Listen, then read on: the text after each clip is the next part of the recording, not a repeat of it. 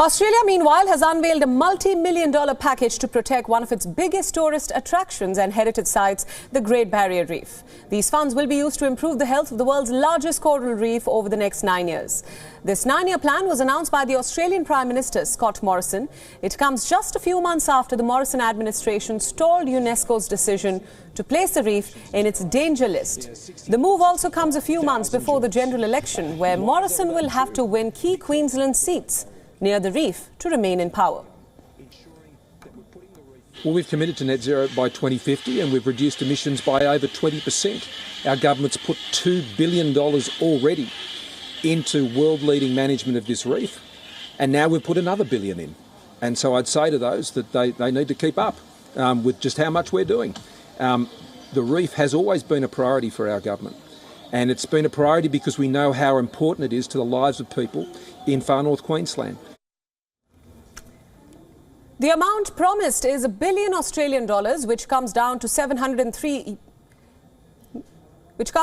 quite a lot of US dollars as well, and more than half of this promised money will go towards working with land managers along Australia's northeast coast to improve land conditions and reduce the nutrient and pesticide runoff, while the rest will be put into supporting the Great Barrier Reef Marine Park Authority and research to make the coral reefs more resilient against the imminent threat of climate change.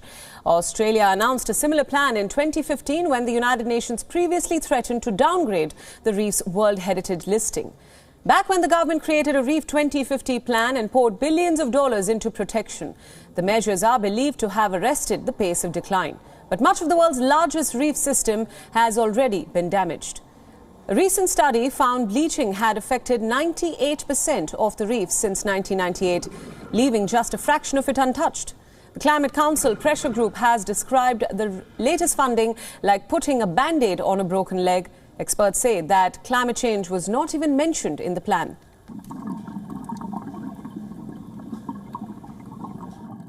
The number one threat to the Great Barrier Reef is climate change. Our oceans are rapidly heating up, and the outlook for all coral reefs, including Great Barrier Reef, under climate change is grim. You know, $1 billion is a lot of money. This is spread out over 9 years, but really to give the Great Barrier Reef the best chance at survival, we need to put our efforts into rapidly and dramatically cutting greenhouse gas emissions this decade.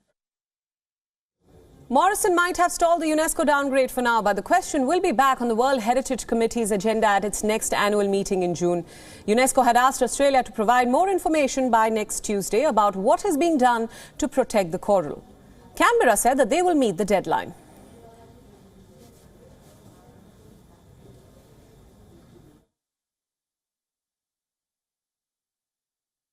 WION World is now available in your country. Download the app now and get all the news updates on the move.